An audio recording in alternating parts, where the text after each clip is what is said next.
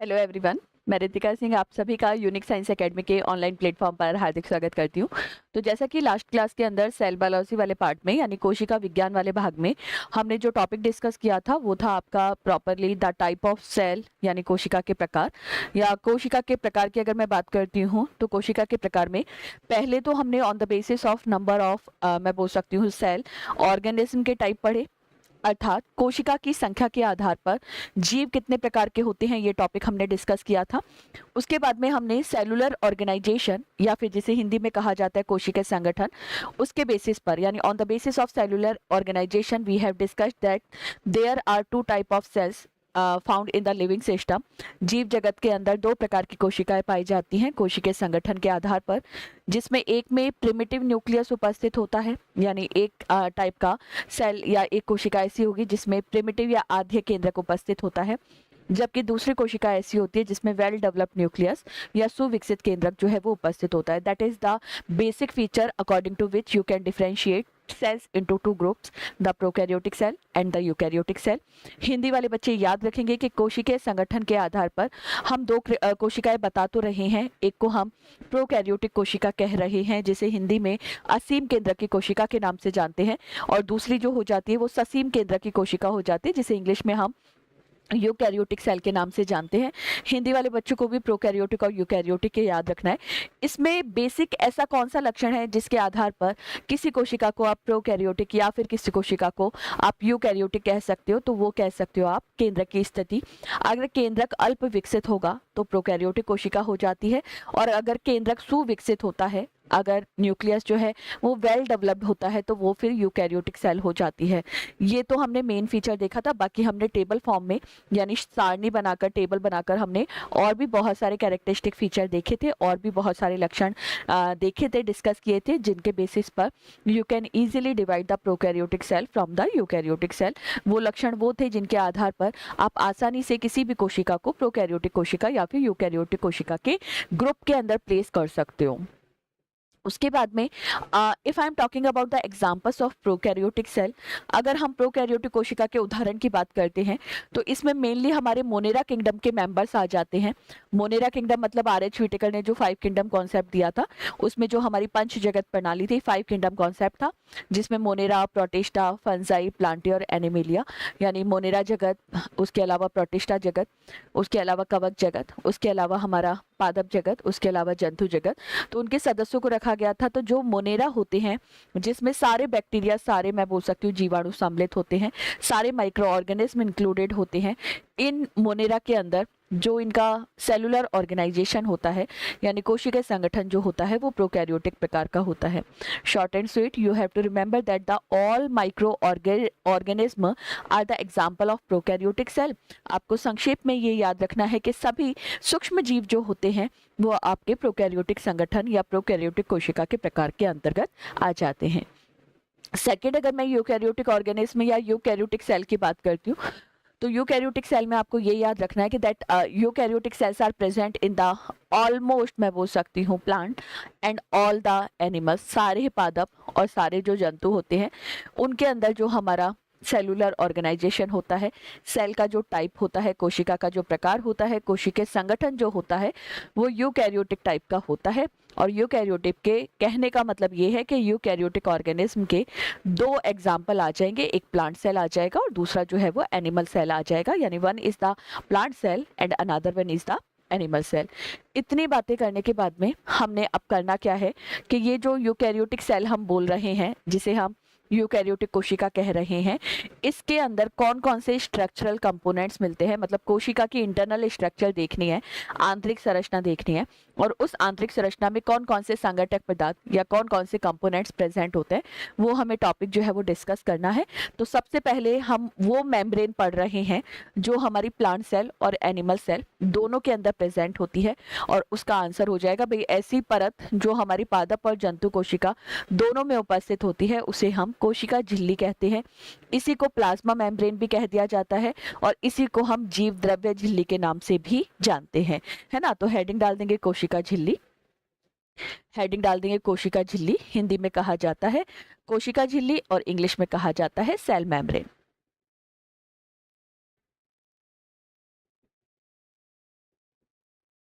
Cell membrane. चलिए लिखेंगे, लिखेंगे कोशिका झिल्ली, कोशिका झिल्ली कोशिका की सबसे, कोशिका झिल्ली कोशिका की सबसे, कोशिका की सबसे बाहरी, सबसे बाहरी सजीव, सबसे बाहरी सजीव परत, सजीव परत मतलब living layer, living layer, living layer होती है, लिविंग लेयर होती है।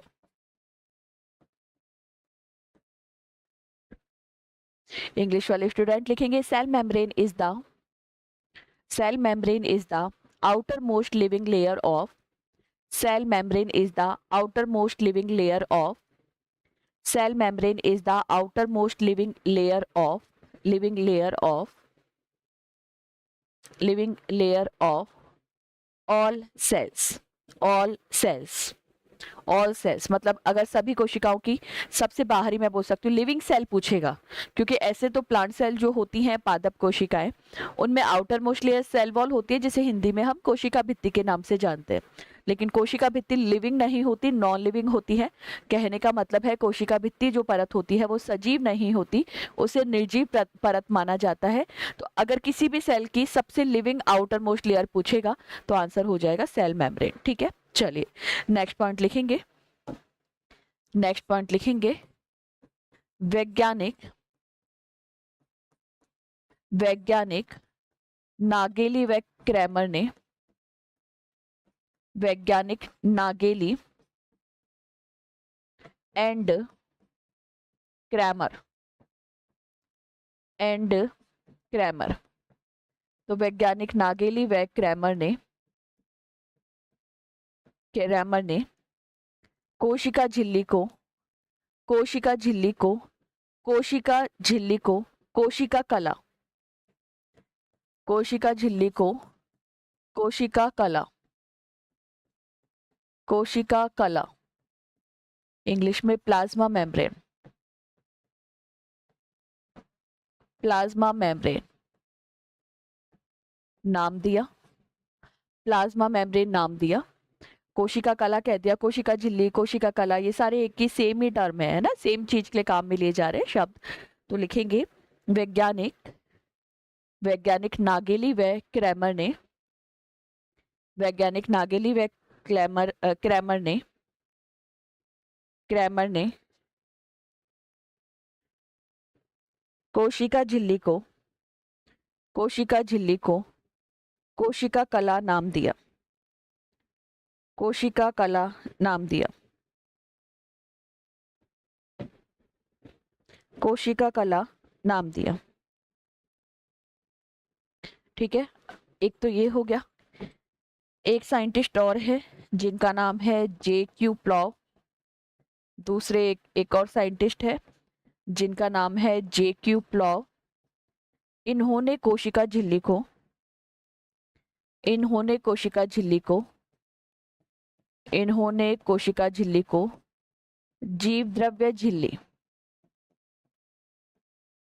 इन्होंने कोशिका झिल्ली को जीव द्रव्य झिल्ली या इंग्लिश में प्रोटोप्लाज्मिक मेम्ब्रेन, प्रोटोप्लाज्मिक इसलिए क्योंकि ये प्रोटोप्लाज्म को कवर करती है। प्रोटोप्लाज्मिक मेम्ब्रेन इसलिए बोल रहे हैं, जीव द्रव्य झिल्ली इसलिए बोल रहे हैं क्योंकि ये जीव द्रव्य को ढकती है। कोशिका का जो जीव द्रव्य होता है, प्रोटोप्लाज्म भी बोल देते हो उसको आप, साइटोप्लाज्म भी बोल देते हो, तो उसको कवर कर रही है। That's why it is known as the protoplasmic membrane, या इसे जीव द्रव्य झिल्ली के नाम से जाना जाता है। तो हिंदी वाले बच्चे लिख लेंगे JQ प्लॉव ने तथा JQ प्लॉव ने इसे, इसे जीवद्रव्य झिल्ली नाम दिया, जीवद्रव्य झिल्ली नाम दिया, जीवद्रव्य झिल्ली नाम दिया। इंग्लिश वाले स्टूडेंट लिखेंगे cell membrane, cell membrane, cell membrane was also named cell membrane was also named plasma membrane और फिर प्लाज्मा मेम्ब्रेन जो नाम दिया था उस साइंटिस्ट के नाम लिख लेंगे दोनों के, नागेली and Cramer, नागेली and Cramer, नागेली and Cramer. और फिर दूसरा लिखेंगे while the cell membrane was while the cell membrane was coined cell membrane was coined protoplasmic membrane by the JQ law।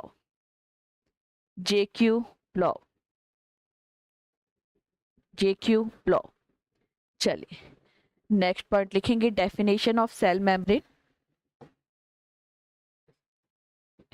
Definition of cell membrane, definition of cell membrane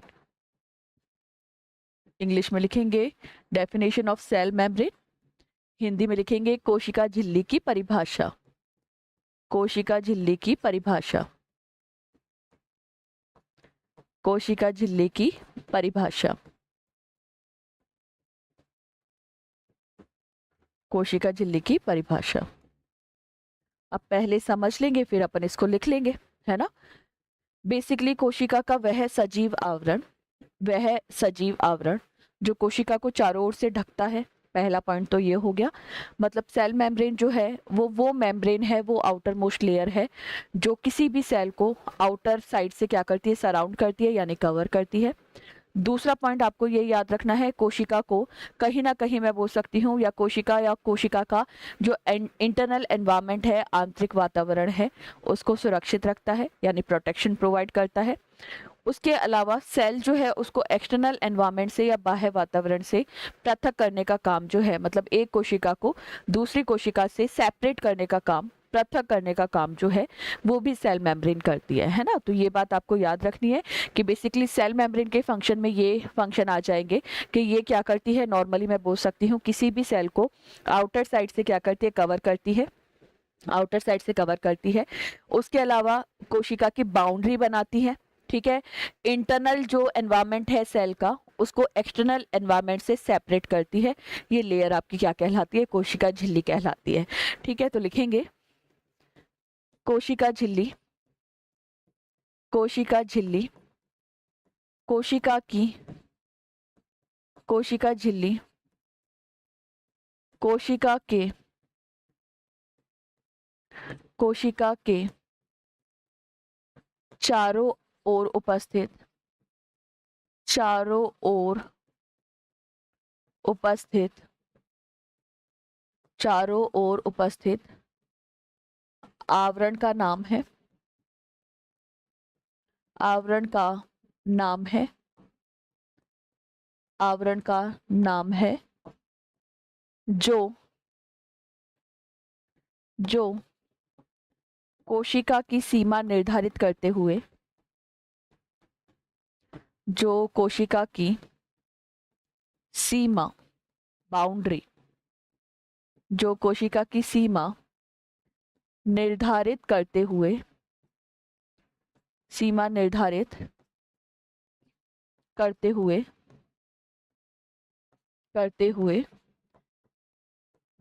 कोशिका के आंतरिक वातावरण को, यानी कोशिका के अंदर की जो संरचना है, आंतरिक वातावरण, कोशिका के आंतरिक वातावरण, ऑब्लिक करके बेटा संरचना भी लिख लेंगे, कोशिका के आंतरिक वातावरण ऑब्लिक करके संरचना को बाह्य वातावरण से, बाह्य वातावरण से पृथक करती है, बाह्य वातावरण से पृथक करती है, बाह्य वातावरण से पृथक करती है।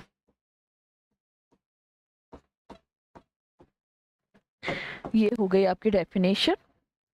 डेफिनेशन हो गई आपकी किसकी, सेल मेम्ब्रेन की।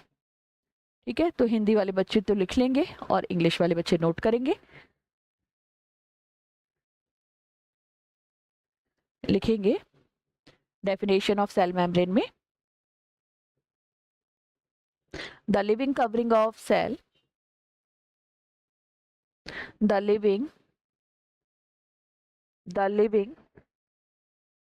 membrane of cell, the living membrane of cell which surround the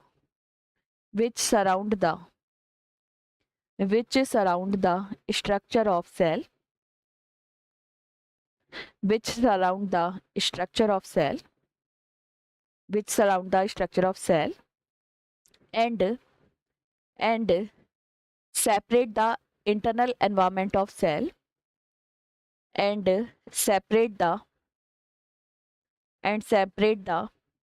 internal environment of cell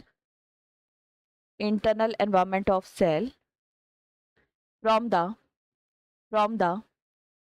internal environment of cell from the external environment from the external environment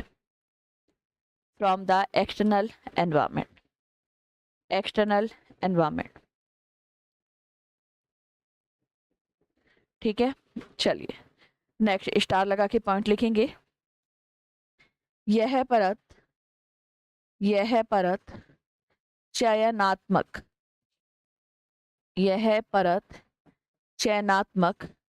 या चयनात्मक को ही कहते हैं अर्धपारगम्य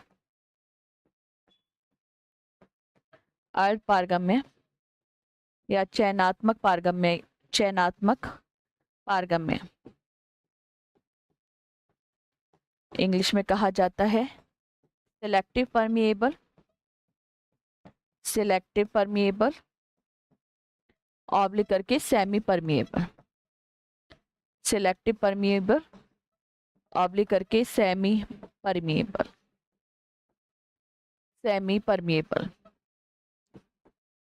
मेम्ब्रेन होती है यानी परत होती है। यह है चयनात्मक पारगम्य ऑब्लिक करके अर्धपारगम्य परत होती है। It is the selective permeable और it is the selective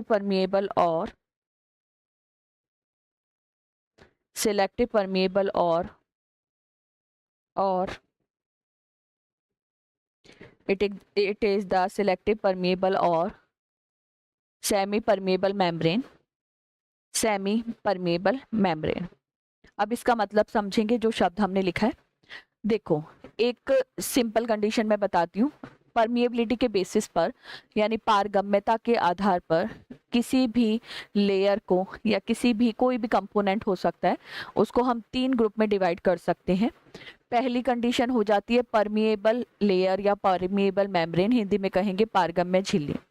पारगम्य झिल्ली होने का मतलब क्या है कि एक्सटर्नल एनवायरनमेंट से कोई भी मॉलिक्यूल सेल के अंदर आ सकता है या फिर सेल का कोई भी मॉलिक्यूल जो है वो बाहर जा सकता है। मतलब सिंपल ये याद रखना है कि परमिएबल कंडीशन में कोई भी कंपोनेंट अंदर बाहर जा सकता है कोशिका के, कोई रोक टोक नहीं है, कोई बैरियर नहीं है, वहां पर मॉलिक्यूल्स अपने अकॉर्डिंग जो है वो ट्रांसफर करते रहते हैं from inner side to outer side and outer side to inner side. कोई रोक टोक नहीं है, कोई बैरियर नहीं है।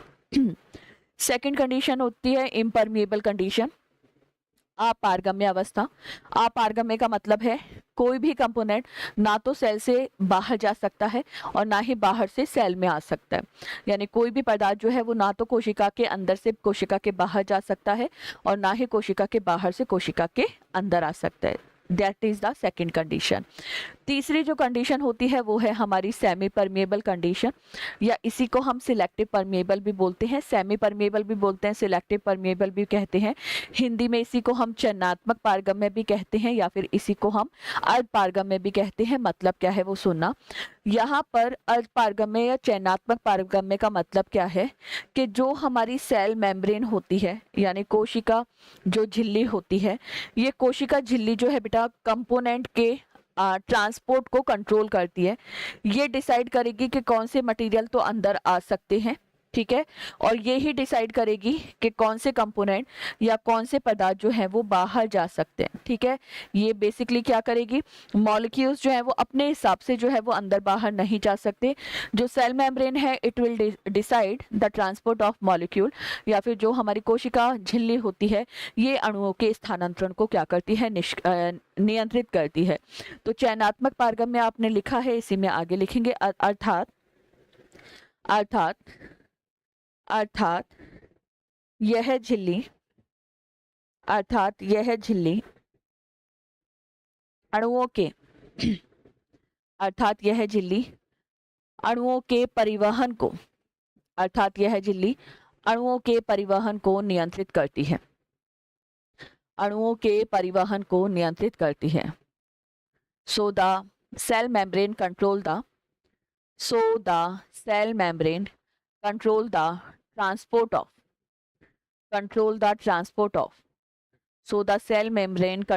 transport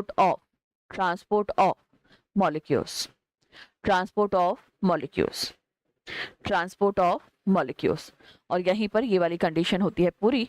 हेडिंग डालेंगे, नई हेडिंग डालेंगे और लिखेंगे कोशिका झिल्ली की संरचना। कोशिका झिल्ली की संरचना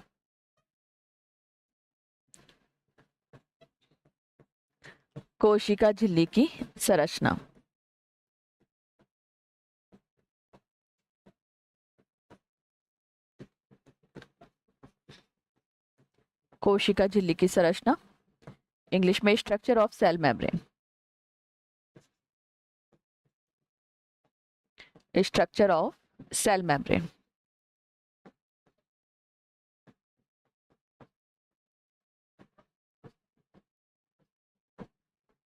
ठीक है, इसमें लिखेंगे, इसे सेल मेम्ब्रेन की बात कर रहे हैं, इसे लिपोप्रोटीनीय परत भी कहा जाता है। इसे लिपोप्रोटीनीय परत भी कहा जाता है।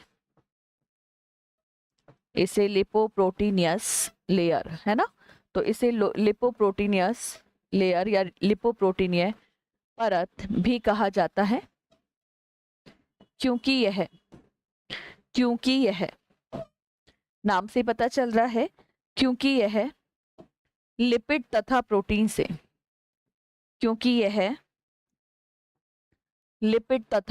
से मिलकर बनी होती है। क्योंकि यह लिपिड तथा प्रोटीन से मिलकर बनी होती है। इंग्लिश वाले स्टूडेंट लिखेंगे it is also known as lipoproteinous layer, it is also known as lipoproteinous layer because it is made up by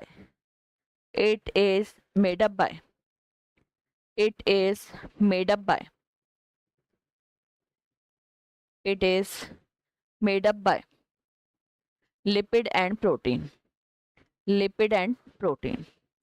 चलिए नेक्स्ट पॉइंट लिखेंगे, इस परत की सामान्य मोटाई,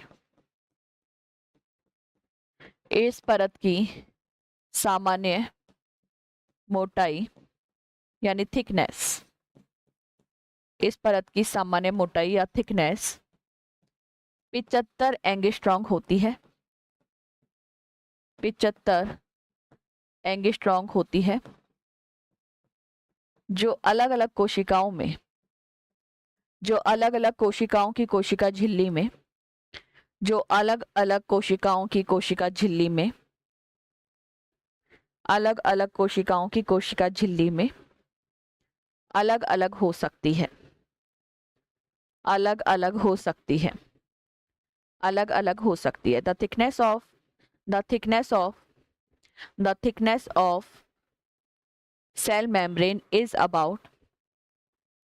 The thickness of cell membrane is about 75 angstrom 75 angstrom, which can be differ in, which can be differ in,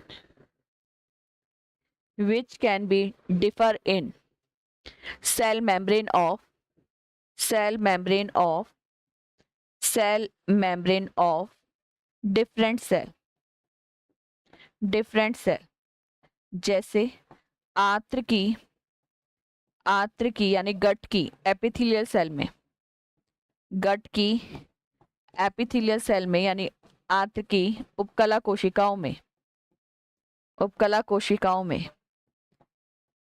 मोटाई जो होती है कोशिका झिल्ली की वो होती है 85 एंगस्ट्रॉम, 85 एंगस्ट्रॉम। और दूसरा हो जाएगा आरबीसी की कोशिका झिल्ली, आरबीसी की कोशिका झिल्ली, आरबीसी की जो कोशिका झिल्ली होती है उसकी जो मोटाई होती है वो इससे भी ज्यादा होती है। तो आरबीसी की कोशिका झिल्ली की मोटाई वो होती है 215 एंगस्ट्रॉम, 215 एंगस्ट्रॉम। ठीक है, जो पॉइंट मैंने बोला है एक बार उसको समझ लेंगे और फिर मैं लिखवा रही हूँ। अगर नॉर्मल थिकनेस की बात करेंगे सेल मेम्ब्रेन की हम, यानी कोशिका झिल्ली की सामान्य मोटाई कितनी होती है तो 75 एंगस्ट्रॉम होती है, ये याद रखना है। बट ऑब्वियसली बेटा अलग अलग कोशिकाओं के अंदर जो उसकी सेल मेम्ब्रेन होगी उसकी थिकनेस अलग अलग भी हो सकती है। जैसे दो एग्जांपल हमने देख लिए कि आंत्र की हमारी जो गट होती है उसकी एपिथेलियल सेल्स जो होती हैं यानी उपकला कोशिकाएं जो होती हैं, उन उपकला कोशिकाओं की जो कोशिका झिल्ली होती है वो लगभग लगभग 85 एंगस्ट्रॉम क्या होती है, थिक होती है, यानी 85 एंगस्ट्रॉम मोटी होती है। और आरबीसी की अगर मैं सेल मेम्ब्रेन की बात करूं, रेड ब्लड सेल्स की अगर मैं सेल मेम्ब्रेन की बात करूं तो उसकी थिकनेस होती है लगभग 215 एंगस्ट्रॉम। और इंग्लिश वाले बच्चे लिखेंगे, ये तो लिख ही लिया था, thickness vary in different cells, cell membrane of different cell, different cell। और आगे लिखेंगे like, like thickness of, thickness of cell membrane of, thickness of cell membrane of, cell membrane of epithelial cells of gut, epithelial cells of gut, epithelial cells of gut, epithelial cells of gut की जो thickness होती है वो लिखेंगे 85 angstrom.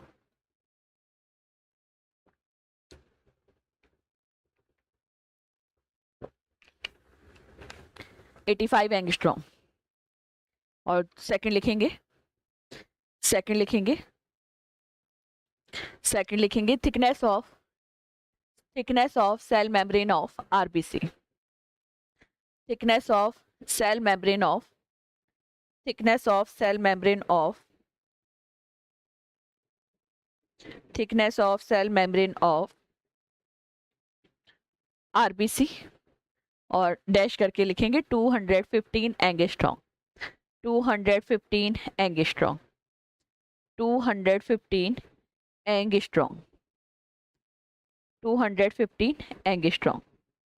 चलिए अब संरचना में ही नेक्स्ट पॉइंट लिखेंगे कोशिका झिल्ली का रासायनिक संगठन, कोशिका झिल्ली का रासायनिक संगठन, कोशिका झिल्ली का रासायनिक संगठन, इंग्लिश में chemical composition of cell membrane, chemical composition of cell membrane, chemical composition of cell membrane मतलब किस किस से मिलकर बनी होती है। तो दो तो मैंने बता ही दिए, लिपोप्रोटीन, एक होगा लिपिड और दूसरा होगा प्रोटीन, ये तो दो मेन कंपोनेंट है ही।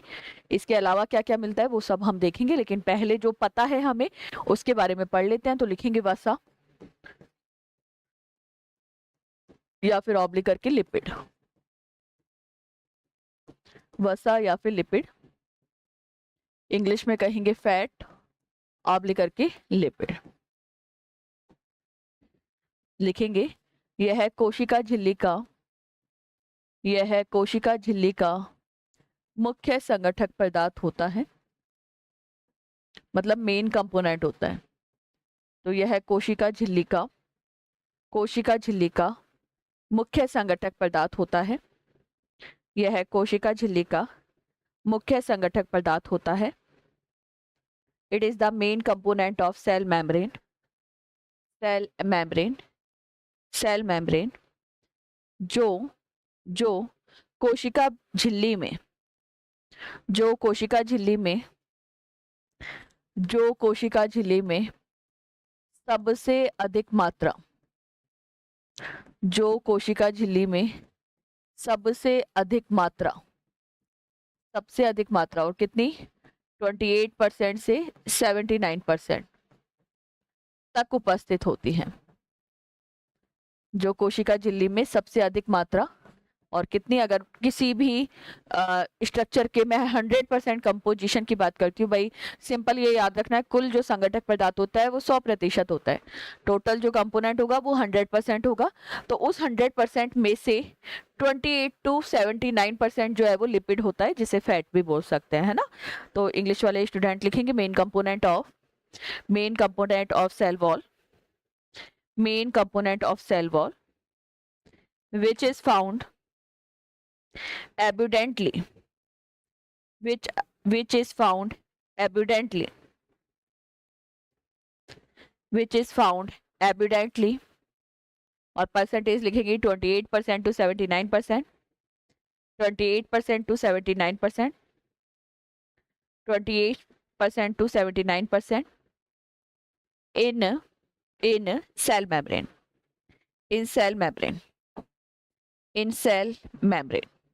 नेक्स्ट वर्ड लिखेंगे कोशिका झिल्ली में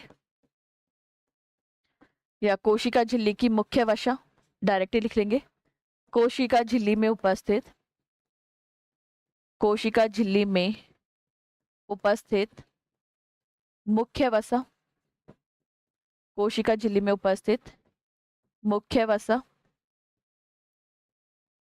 इंग्लिश वाले स्टूडेंट लिखेंगे मेन लिपिड ऑब्लिक करके फैट, मेन लिपिड ऑब्लिक करके फैट, मेन लिपिड ऑब्लिक करके fat of cell membrane, of cell membrane. ठीक है, चलो पहला लिखेंगे फॉस्फोलिपिड, पहला लिखेंगे फॉस्फोलिपिड, ये सबसे ज्यादा पाई जाती है सेल मेम्ब्रेन में, सर्वाधिक मात्रा में उपस्थित। तो फॉस्फोलिपिड में लिखेंगे कोशिका झिल्ली में कोशिका झिल्ली में, कोशिका झिल्ली में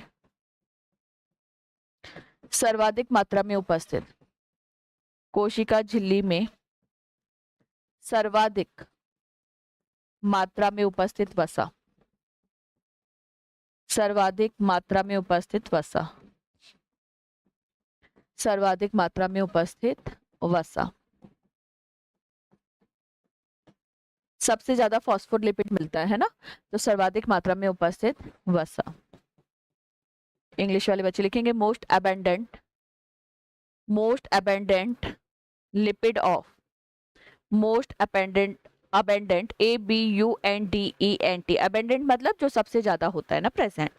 तो most abundant lipid of, most abundant lipid of cell membrane, cell membrane.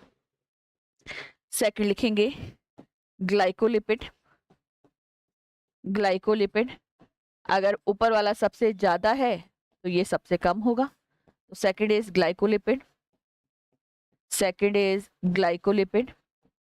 और सेम लिखेंगे पूरा कोशिका झिल्ली में, और सर्वाधिक की जगह न्यूनतम मात्रा में, सर्वाधिक की जगह न्यूनतम मात्रा में उपस्थित वसा, न्यूनतम मात्रा में उपस्थित वसा, न्यूनतम मात्रा में उपस्थित वसा। इंग्लिश वाले बच्चे लिखेंगे fat which is present in, fat which is, fat which is present in least amount, fat which is present in least amount, least amount। चलो तीसरा लिखेंगे third is cholesterol, third is cholesterol, तीसरा हो जाएगा cholesterol. और लिखेंगे ये cholesterol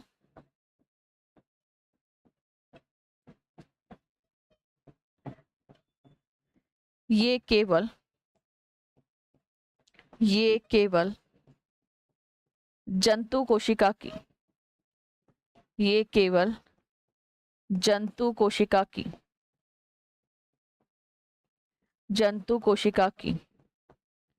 कोशिका झिल्ली में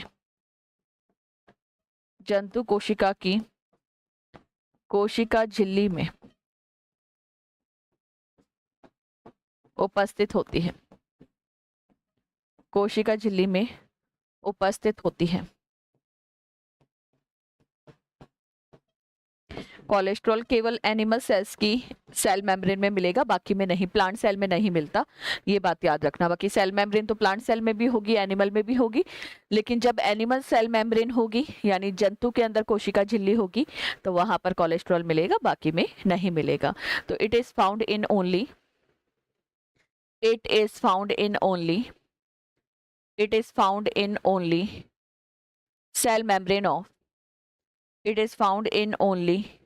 cell membrane of cell membrane of animal cell। चलिए, अब ये लिपिड प्रेजेंट भी है तो कुछ इसके काम भी होंगे, तो वो देख लेते हैं। नेक्स्ट पॉइंट लिखेंगे वसा के कार्य, इंग्लिश में फंक्शन ऑफ लिपिड। वसा के कार्य या इंग्लिश में कहेंगे functions of lipid, function of lipid. अब मेन कंपोनेंट है 29 to 78% है, जो सेल मेम्ब्रेन का कंकाल बनाने का कार्य करेगा। तो लिखेंगे यह है कोशिका झिल्ली के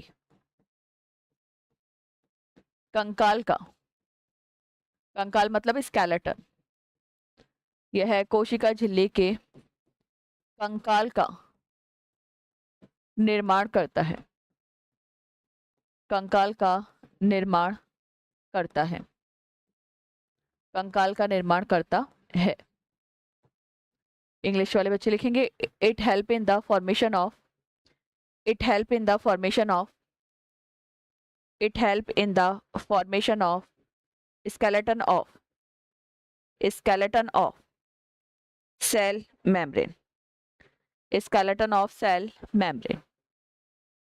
skeleton of cell membrane। दूसरा लिखेंगे कोशिका झिल्ली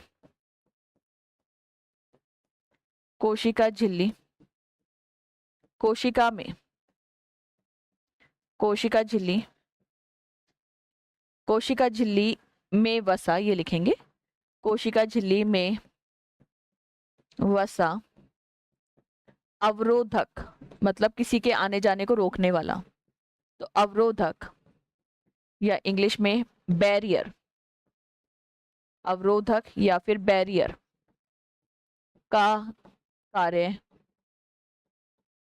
करती है। वसा की बात कर रहे हैं, का कार्य करती है। इंग्लिश वाले स्टूडेंट लिखेंगे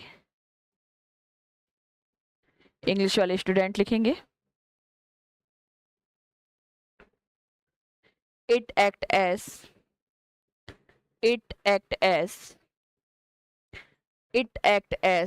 barrier,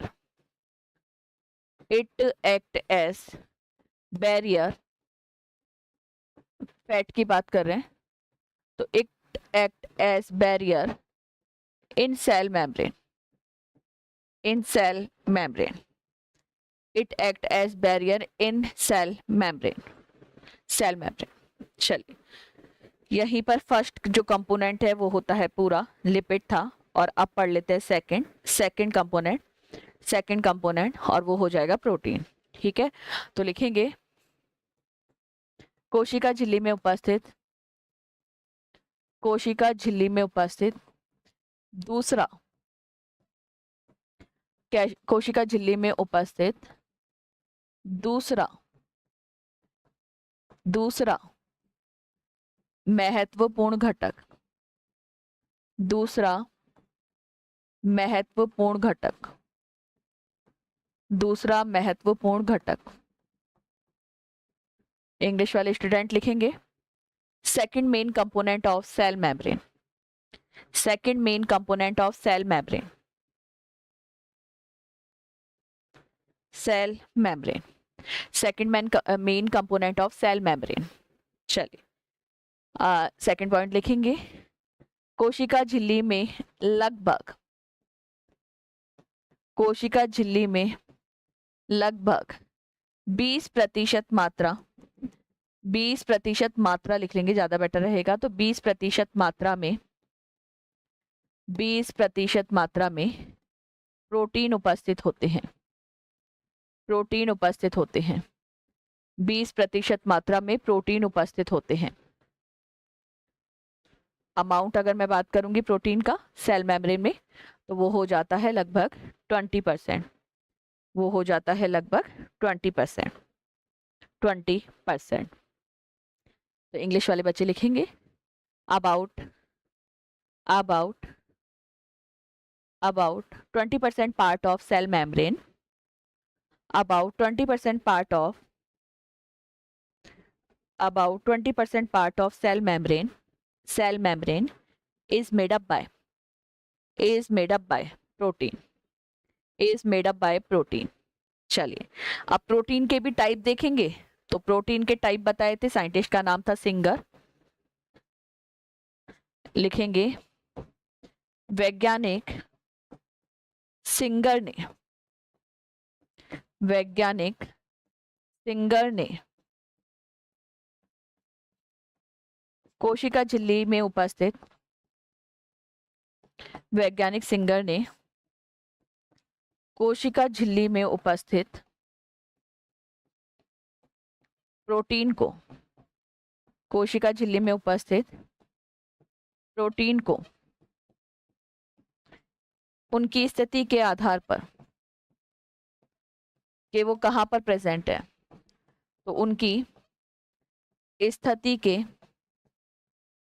आधार पर, उनकी स्थिति के आधार पर दो समूहों में बांटा, उनकी स्थिति के आधार पर दो समूहों में बांटा, दो समूहों में बांटा। अब कौन कौन से प्रोटीन, एक वो प्रोटीन होंगे जो लिपिड के अंदर एम्बेडेड होंगे, यानी एक तो वो प्रोटीन होंगे जो वसा में धसे रहेंगे, एम्बेडेड रहेंगे, और दूसरे वो होंगे जो वसा में यानी लिपिड जो है उसकी बाहरी सतह या फिर आउटर लेयर या फिर परिधि पर क्या होते हैं, उपस्थित होते हैं। तो पहले इसका केवल ये लिखेंगे, फिर मैं उसके टाइप पढ़ा दूंगी। एक परिधीय प्रोटीन कहलाता है जिसको इंग्लिश में पेरिफेरल प्रोटीन के नाम से जानते हैं। And second which are present in the embedded condition inside the lipid component, यानी दूसरा वो प्रोटीन जो लिपिड के अंदर धसा हुआ रहता है, उसे हम हिंदी में कहते हैं अंगभूत प्रोटीन और इंग्लिश में कहा जाता है इंट्रीगल प्रोटीन। तो वो मैं लिखवाऊंगी, लेकिन उससे पहले इंग्लिश वाले स्टूडेंट लिखेंगे scientist singer, scientist singer, scientist singer divided, divide या लिखेंगे divided, divided scientist singer divided proteins into two groups, into two groups, into two groups on the basis of their, into two groups on the basis of their, on the basis of their position, on the basis of their position, on the basis of their position। अब दो protein कौन से हैं अभी बताया था। पहले को लिखेंगे परिधीय प्रोटीन, पहला लिखेंगे, पहला लिखेंगे परिधीय protein,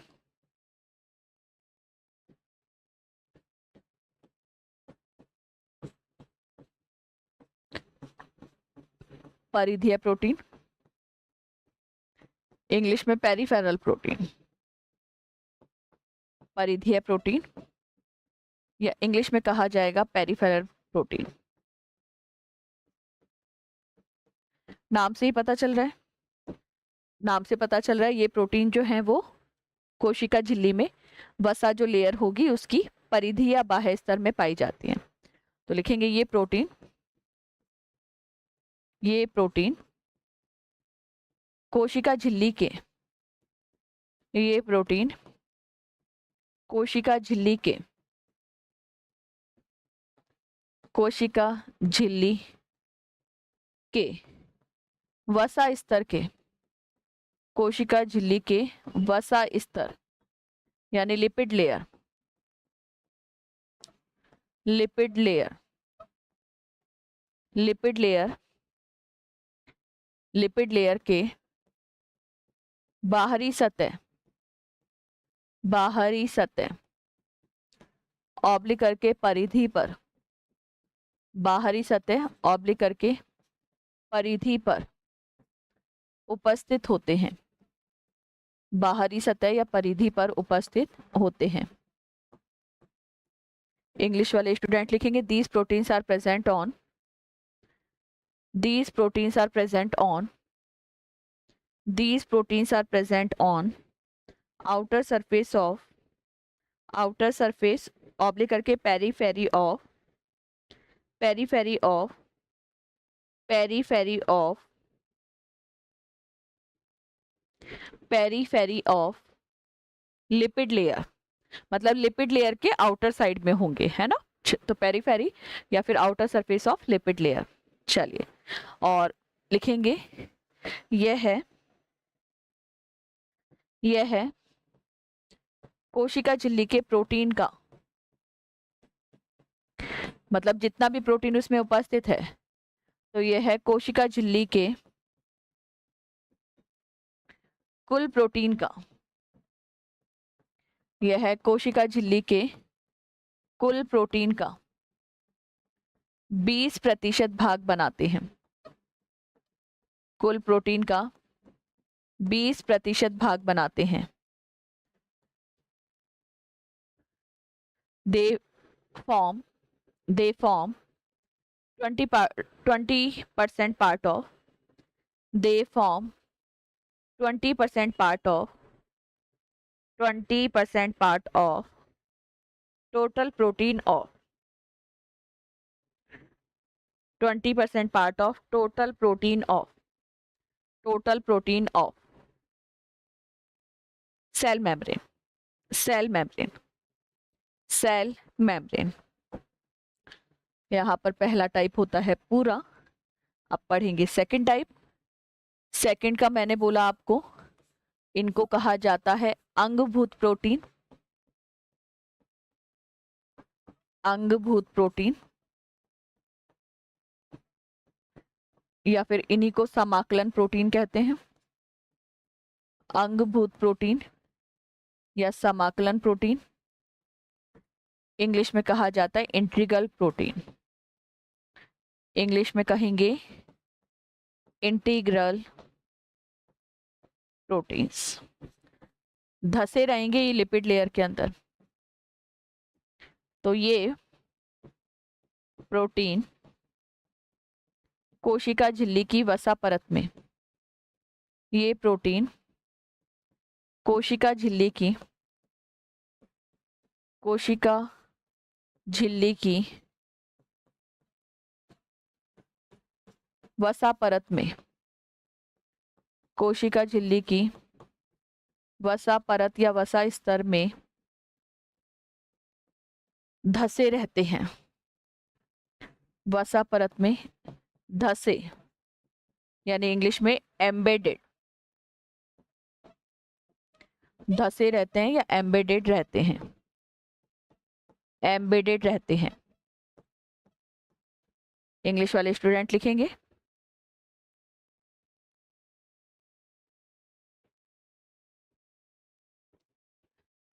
these protein remain, these protein remain, these protein remain embedded, these protein remain embedded, these protein remain embedded inside the inside the lipid layer of, inside the lipid layer of, inside the lipid layer of cell membrane. अब ऊपर वाला जो है वो 20% part बना रहा था, तो नीचे वाला जो है वो 72, मैं बोल सकती हूँ 80% पार्ट बनाता है. अगर 70 to 80 ये बनाएगा तो ऊपर वाला भी वेरी कर सकता है ना. तो लिखेंगे यह है कोशिका झिल्ली के कुल प्रोटीन का, यह है कोशिका झिल्ली के कुल प्रोटीन का, यह है कोशिका झिल्ली के कुल प्रोटीन का 70 से 80% भाग, 70 से 80% भाग.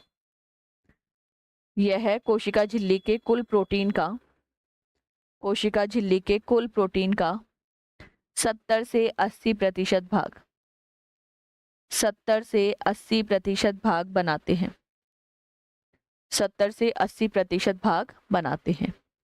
अब ये भी जो इंट्रिकल प्रोटीन है, जिनको समाकलन प्रोटीन भी कह दिया, अंगभूत प्रोटीन भी कह दिया, ये भी 2 टाइप के होंगे. अब 2 टाइप के कैसे हो सकते हैं वो मैं आई थिंक डायग्राम से बनाऊंगी, ज्यादा समझ से आएगा आपको.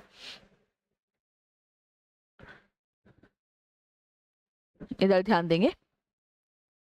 मान लो दिस इज द बेसिकली मैं बना देती हूँ, this is the lipid layer of cell membrane.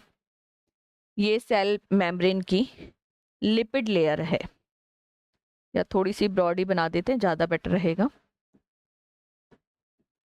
This is the lipid layer of cell membrane, मतलब ये सेल मेम्ब्रेन की हमारी, मैं बोल सकती हूँ सेल मेम्ब्रेन की प्रॉपर लिपिड लेयर है.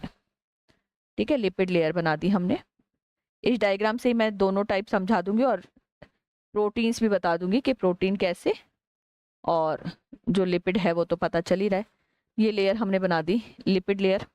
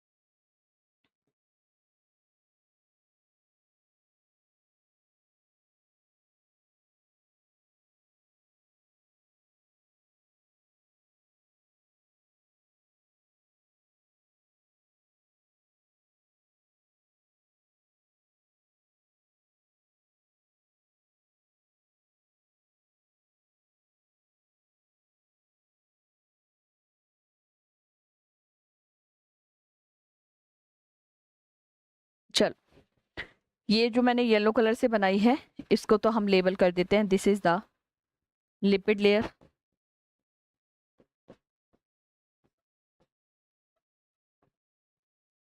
ये हो गई आपकी लिपिड की परत.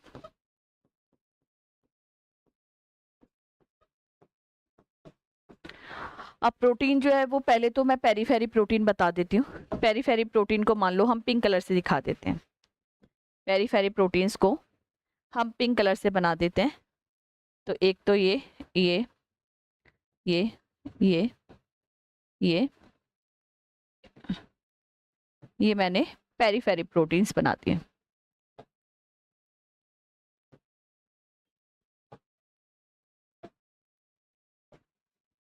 चलिए इनको लेबल कर देंगे हम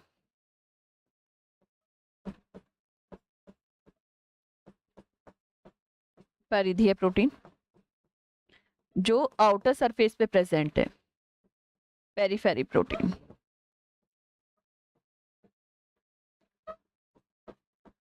अब दूसरे जो प्रोटीन्स बताए हैं मैंने, पेरीफेरी प्रोटीन, और दूसरे जो बताए हैं वो इंटीग्रेटेड है. लेकिन इंटीग्रेटेड में भी 2 टाइप याद रखना है. एक तो जो कंप्लीटली इंटीग्रेटेड होंगे, कंप्लीटली मतलब कि सेल मेम्ब्रेन की जो लिपिड लेयर है उसके अंदर इस तरीके से पूरी तरीके से क्या होंगे, कवर्ड रहेंगे, पूरी तरीके से कवर्ड या धसे हुए रहेंगे. तो एक ये तो इस तरीके से बना दिए मैंने. और कुछ ऐसे होंगे जो आधे धसे हुए होंगे, आधे आपको बाहर दिख रहे हैं और आधे जो है वो अंदर दिख रहे हैं, है ना. तो मैं इस तरीके से बना देती हूँ ये वाले. I hope so blue colour से आपको दिख रहे हैं, है ना। अब आपको ये ध्यान रखना है कि जो बाहर दिख रहे हैं हमें, जो आधे बाहर दिख रहे हैं, ये तो हो जाते हैं आपके जो बाहर दिख रहे हैं आधे, इनको कहा जाता है सिस protein. Cis protein, cis protein. Cis protein का मतलब क्या है? सिस प्रोटीन का मतलब ये है कि ये लिपिड लेयर के अंदर, अच्छा आधे धसे वाले बात कर रहे हैं ना हम, तो एक सेकेंड। सिस प्रोटीन जो है वो आधे धसे हुए होंगे। मैं यहाँ से रिमूव करती हूँ इसको, और चलो रिमूव करने के बजाय इसको बाहर ही ले आते हैं हम थोड़ा सा।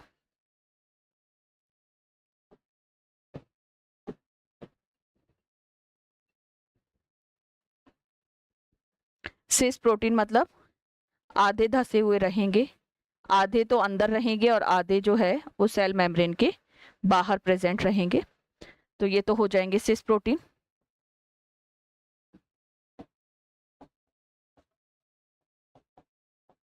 जो आधे धसे रहेंगे और जो पूरी तरीके से मैं बोल सकती हूँ वसा के अंदर उपस्थित हैं, जैसे ये वाले, तो ये कहलाएंगे आपके ट्रांस प्रोटीन। ये कहलाते हैं ट्रांस प्रोटीन।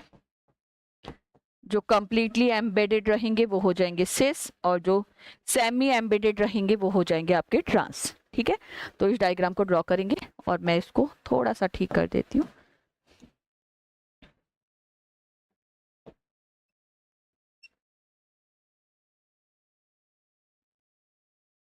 बना लेंगे डायग्राम को।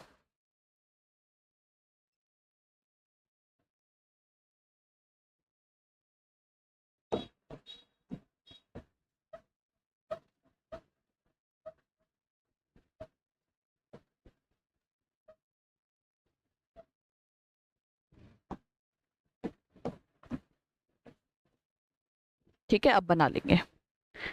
तो कुछ तो कंप्लीटली अंदर दिख रहे हैं और कुछ जो है वो सेमी कंडीशन में है, सेमी कंडीशन में। डायग्राम ड्रॉ करेंगे और इसकी डिटेल जो है वो देख लेते हैं हम।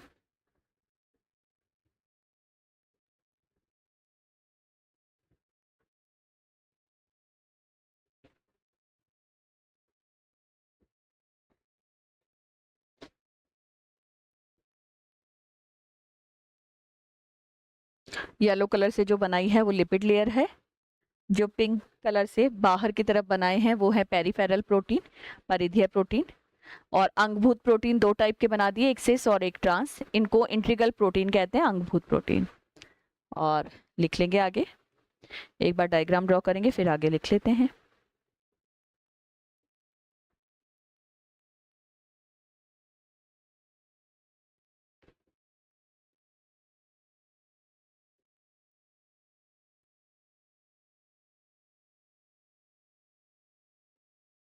चलिए लिखेंगे।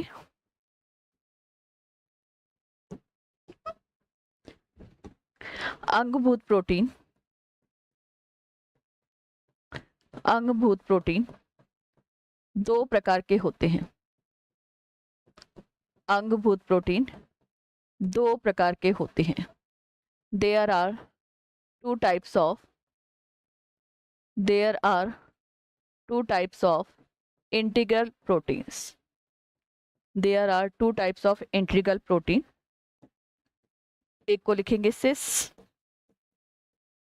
सिस protein, cis protein. There are two type of integral protein.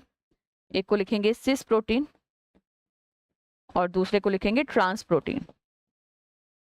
दूसरे को लिखेंगे ट्रांस प्रोटीन।